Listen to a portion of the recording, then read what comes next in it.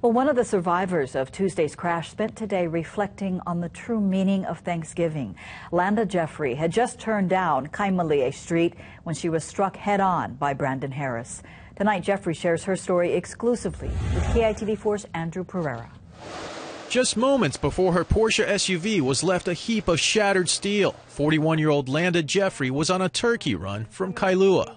And I had the turkey in the cooler in the back, and I just made that right turn. Another half-mile down Kaimalie Street, Jeffrey would be back home. Instead, she saw a GMC Envoy coming directly toward her. Jeffrey says the 16-year-old driver had already lost control. You could see when it came around the corner and the tires were going, you could see the vehicle was definitely leaning.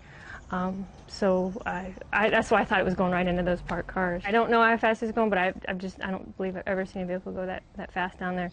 In the blink of an eye, a violent collision. Jeffrey, a 20-year Air Force veteran, looked down to see her badly damaged wrist.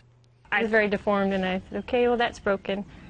Jeffrey was also completely startled and surprised that the out-of-control vehicle bearing down on her was just a few hundred feet from the busy intersection of Fort Weaver Road. It's kind of good that I was the first thing he hit because it was a bigger vehicle. The whole cab stayed very intact. Still, it took firefighters more than a half hour to remove Jeffrey from her car. She didn't realize the damage until a doctor showed her pictures from a news report. And he pulled up my truck. I was like, oh my God, that's my truck. On a day the entire nation pauses to give thanks, Jeffrey has many reasons to be grateful, but none more important than the 8-year-old girl who stepped into our interview. Come here, baby. Come here, Mr. Lisa Pumpkin.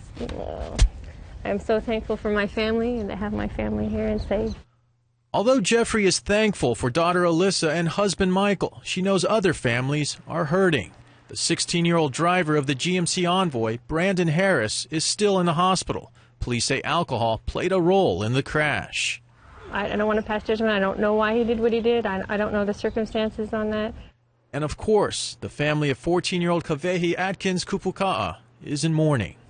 It's so awful. Just the idea of your child being hurt, much less killed, is just a horrible thing to think about. And I hate for any family to have to think of that. Andrew Pereira, KITV4 News. Now, Jeffrey will eventually require surgery to her wrist. She says the crash has also served as a teaching moment for her daughter Alyssa about the dangers of driving recklessly.